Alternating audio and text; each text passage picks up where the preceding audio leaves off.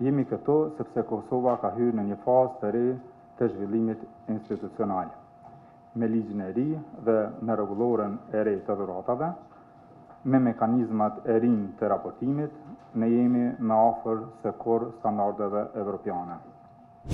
Por sa po hyn në hapësirat publike, dhurata nuk është më gjest, bëhet test. Testi i integritetit tonë, institucioneve tona, i drejtësisë tonë dhe mbi të gjitha i besimit të qytetarëve në ne. Ky test, siç na mësojnë përvojat e vendeve të BE-s, i Grekos dhe i partnerëve tonë ndërkombëtar, është një test që shumë shtete nuk e kanë kaluar lehtë. Disa kanë dështuar për vite të tëra, derisa kanë krijuar sisteme të reja. Disa kanë bërë reforma shumë të thella, por asnjë prej tyre nuk ka pasur suksese pa pranuar një të vërtet themelore. Dhuratat nuk janë kurrë neutrale, ose ndërtojnë integritetin, ose shkatrojnë atë. Pse jemi këtu sot?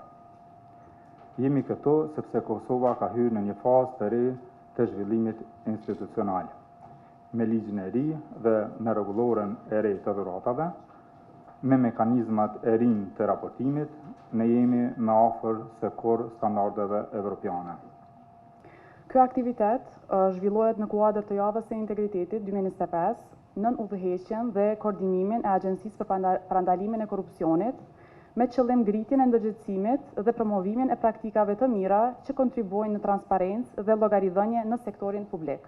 Çështja e dhuratave ka qenë gjithmonë problem edhe i agjencisë, po edhe i institucioneve ose obliguesve të tjerë që kanë pas me deklaruar dhuratat, dhe agjencia me kapacitetet e saj nuk ka pasur mundësi në atë kohë të merret më thellësisht me çështjen e dhuratave, edhe pse janë të një rëndësie të madhe. Ligji ka ndryshuar pothuajse 3 herë apo 4 herë deri më tani, sepse unë në agjenci punoj nga viti 2008 dhe kam qenë pjesëmarrës në këto ndryshime.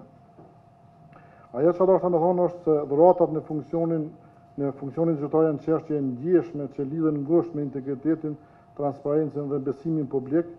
Një dhuratë mund të përfaqësojë një akt të zakonshëm mirësjellje, por në kontekstin zyrtar mund të krijojë konflikt interesi dhe ndikim të paligjshëm.